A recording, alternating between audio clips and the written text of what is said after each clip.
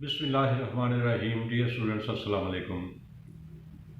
आज का हमारा लेक्चर है प्रोसेस के बारे में। प्रोसेस टू कंपेल अपीयरेंस,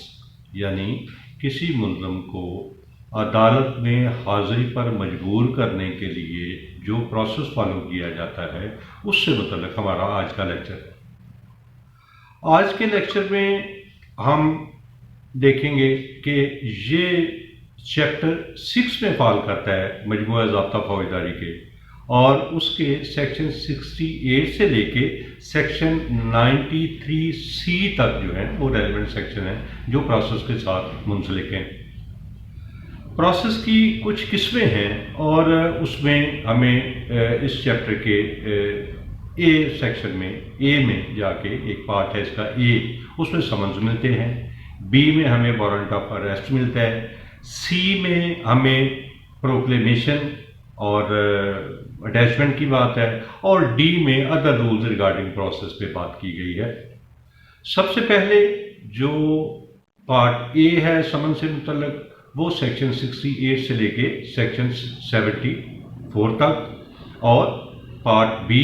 जो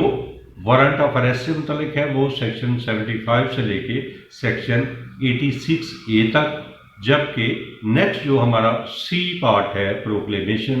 87 में, और 88 में अटैचमेंट, जबकि 89 में रेस्टोरेशन ऑफ अटैच प्रॉपर्टी से मुतल्लिक हमें मिलता है। जो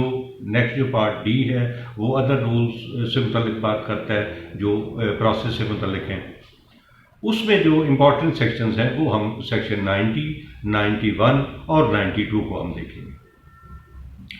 डियर स्टूडेंट्स, इसमें इस टॉपिक से मुतल्लिक जो प्रोसेस है, इस टॉपिक से मुतल्लिक other relevant provision of law की जब हम बात करते हैं तो उसमें सबसे पहले हमें schedule 5 of the code of criminal procedure, इससे मुतल्लिक मैं इससे पहले एक वीडियो में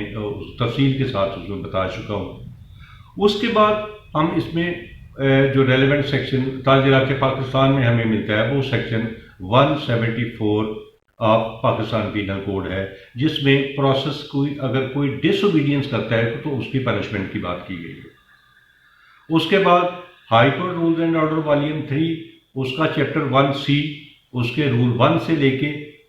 रूल 6 तक जो है वो भी इसी प्रोसेस को डील करते हैं। तो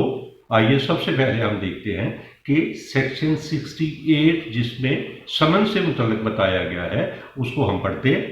उसकी वर्डिंग जो हमें वहां मिलती है वो ये है कि every summons issued by a court under this code shall be in writing, in duplicate, signed and sealed by the presiding officer of such court or by such other officer as the court may from time by rules direct। उसके subsection 2 में हम देखते हैं summons by whom serve, such summons shall be served by a police officer or subject to such rules as the provincial government may prescribe in this behalf by an officer of the court issuing it or other public servant, provided that the court may at the request of the complainant or the accused allow him to serve the summons on his own witnesses। तो इसमें जो काबिल गौर बातें हैं वो है कि section 68 का सब सेक्शन 1 जो है वो हमें बता रहा है कि जो समन है वो डुप्लीकेट में होगा, यानी इसकी 2 कॉपीज होगी, और इसको presiding officer of the court यानी मैजिस्ट्रेट की अदालत है या कोई भी है वो उसको साइन करेंगे और उसको सील्ड बाय यानी और इसका मोहर उसके ऊपर अपनी सब्त करेंगे। अच्छा, और by other officer as the high court में फ्रॉम टाइम टू टाइम, मतलब जिसने भी इसमें जो हाई कोर्ट जिसको डायरेक्ट करेगी उसी के ये सिग्नेचर्स और उसकी सील उस पर लगेगी। अब जो सब सेक्शन 2 है उसमें समन्स बाय होम सर्व, समन कौन सर्व करेगा ये इसमें मिलता है हमें, पुलिस ऑफिसर सर्व करेगा या प्रोविंशियल गवर्नमेंट इस सिलसिले में जिस ऑफिसर को भी ऑफिसर ऑफ कोर्ट को जो है वो डायरेक्ट करेगी कि वो इसको सर्व करेगा, वो लेके जाएगा। तो ये है हमारा सब सेक्शन 2 और इसमें आगे जो प्रोवाइजो मौजूद है, प्रोवाइडेड दैट द कोर्ट में at the request of the complainant और the accuse allow him to serve the summon on his own witnesses. इसका मतलब ये है कि कोर्ट जो है वो कंप्लेनेंट या एक्यूज की रिक्वेस्ट पे उसे इजाज़त दे देगी कि समन की सर्विंग जो है वो समन की तामील जो है वो उसकी विटनेस में या उसके सामने जो है वो की जाए। तो ये था हमारा सेक्शन 68। डियर स्टूडेंट्स, सेक्शन 68 या इससे आगे जो भी हम पढ़ेंगे उसको अगर डिसओबे किया जाता है तो उसके लिए, जैसा कि मैंने पहले बताया, उसके लिए हमें जो पनिशमेंट मिलती है वो section 174 of Pakistan penal code मिलती है।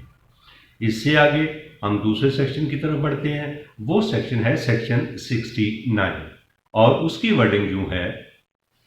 कि summon how shall serve the summons shall, if practicable, be served personally on the person summoned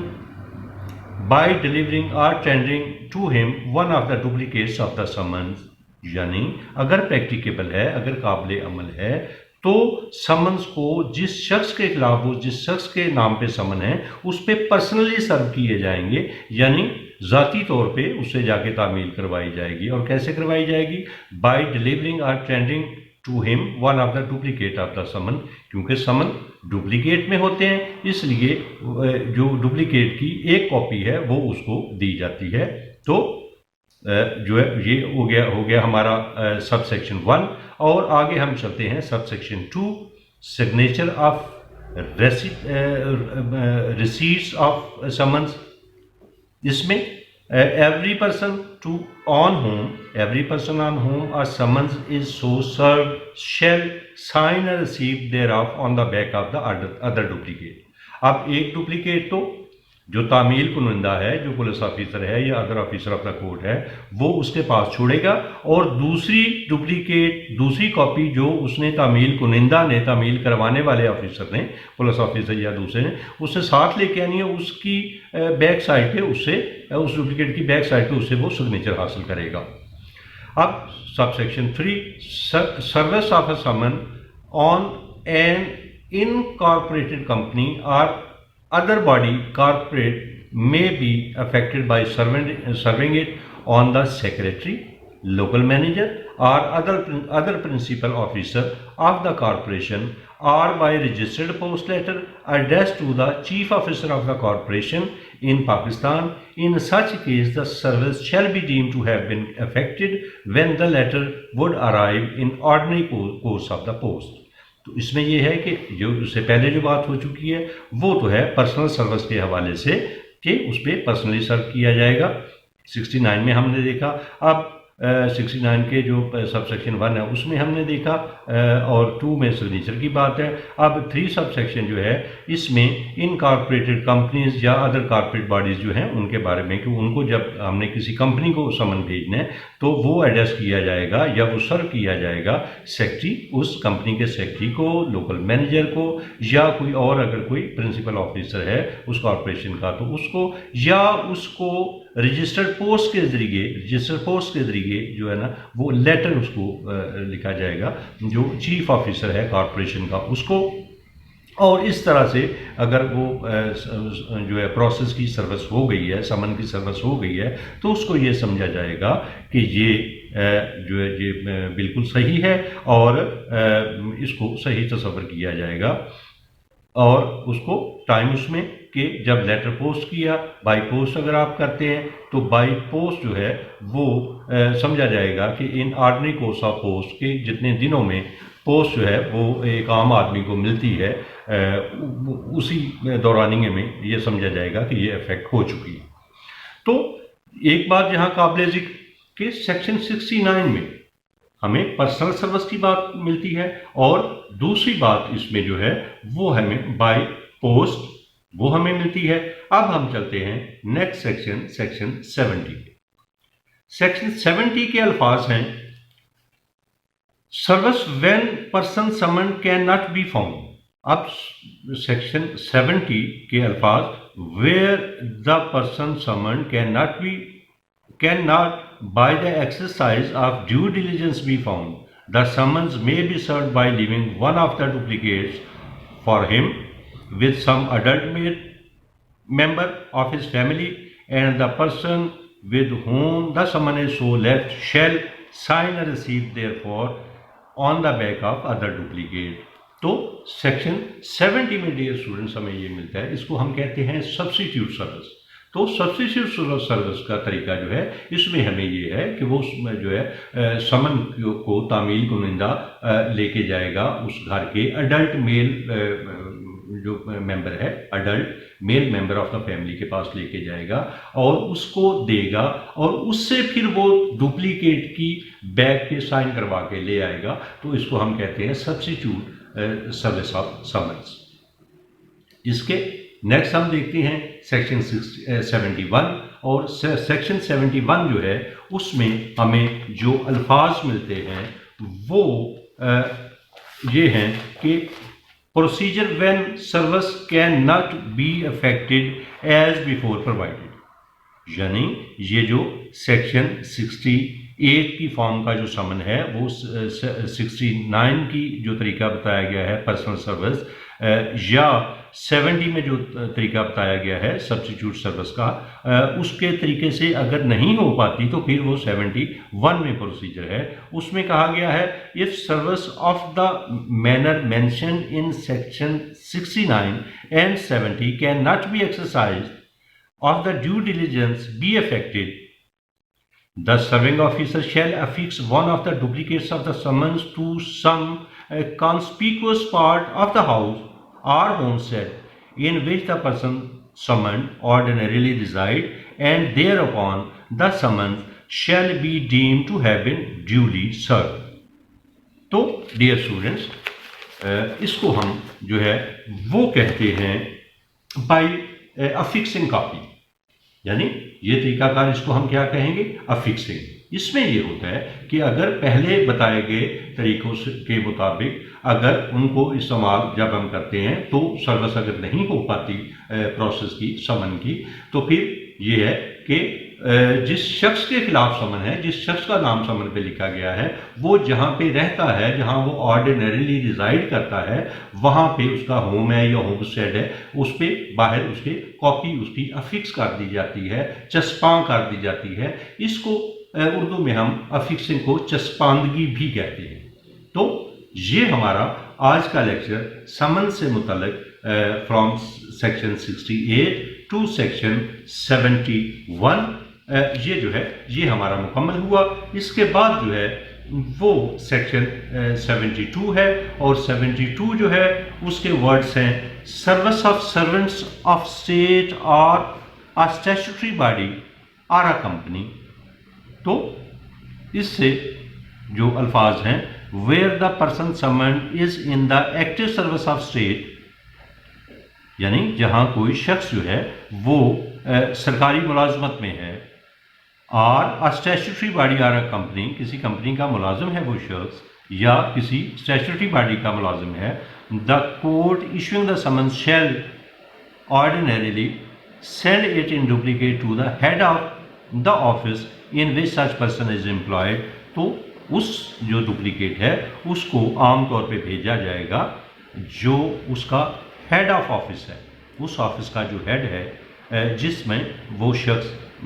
काम करता है उसके पास, and such head shall thereupon cause the summon to be served in manner provided by section 69, और फिर वो जो head है वो समन्स की तामील सेक्शन 69 के तरीके के मुताबिक यानी पर्सनल सर्विस के तहत उसकी सर्विस करवाएगा, उसको उसकी तामील करवाएगा, and shall return it to the court under his signature, और फिर वो अपने दस्तखत करके कोर्ट को ये डुप्लीकेट वापस करेगा with the endorsement required by this that section के इंडोर्समेंट नीचे वो उसके इंडोर्स करेगा, वो लिखेगा कि इसकी तामील मैंने करवा दी है अपने सिग्नेचर और अपनी इंडोर्समेंट के साथ। Subsection 2 such signature shall be evidence of due service के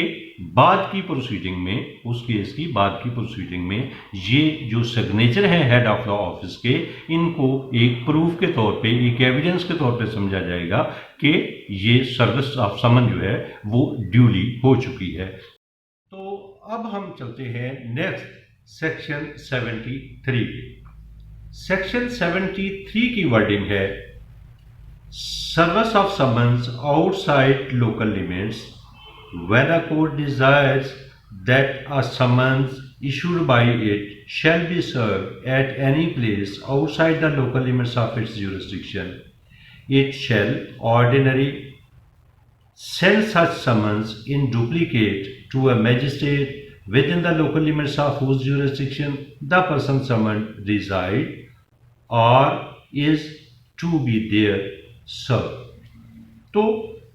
डियर स्टूडेंट्स, इसमें सर्विस ऑफ समन है आउटसाइड लोकल लिमिट्स। अगर किसी मैजिस्ट्रेट ने